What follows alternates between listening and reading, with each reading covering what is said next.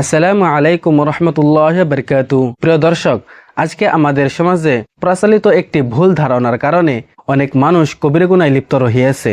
কারণ আমরা সবাই জানি যে বিয়ে করা মহানবী সাল্লাল্লাহু আলাইহি সাল্লামের একটি সুন্নত। কারণ সহিহ হাদিসে এসেছে আর নিকাহু মিন সুন্নতি, মানে বিবাহ হলো আমার সুন্নত। তো সেজন্য আমরা সবাই জানি যে বিয়ে করা মহানবী সাল্লাল্লাহু আলাইহি সাল্লামের একটি সুন্নত। কিন্তু আপনি ইসলামিক শরিয়াতের চূড়ান্ত ফয়সালা শুনলে হয়তো চমকে উঠবেন।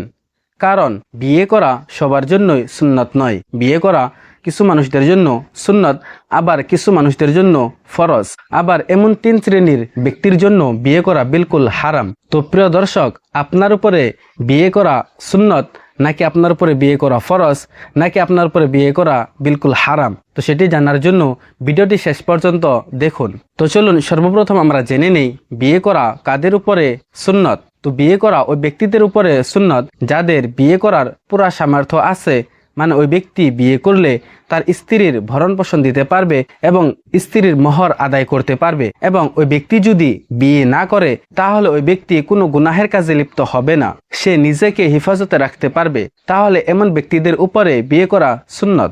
তো চলুন এবার আমরা জেনে নেই বিয়ে করা কাদের উপরে ফরজ।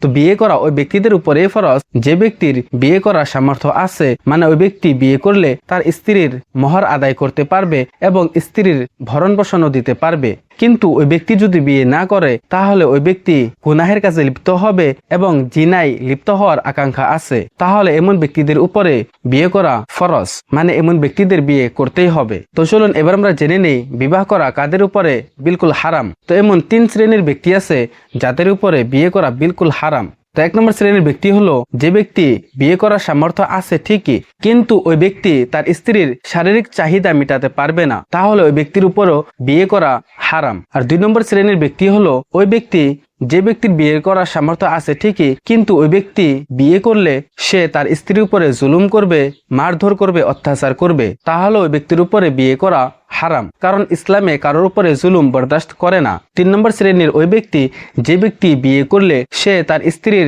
শারীরিক চাহিদা মেটাতে পারবে এবং সে তার স্ত্রীর উপরে জুলুমও করবে না, কিন্তু ওই ব্যক্তির বিয়ে করার সামর্থ্যই নাই, মানে ওই ব্যক্তি বিয়ে করলে তার স্ত্রীর দেলমোহর আদায় করতে পারবে না, ভরণ পোষণ দিতে পারবে না, তাহলে ওই ব্যক্তির উপরে বিয়ে করা হারাম। তো প্রিয় দর্শক, আপনারা সবাই কমেন্টে লিখে যান যে আপনার উপরে বিয়ে করা ফরজ নাকি সুন্নত নাকি বিলকুল হারাম। আমি আপনাদের কমেন্টের অপেক্ষায় থাকবো। আসসালামু আলাইকুম।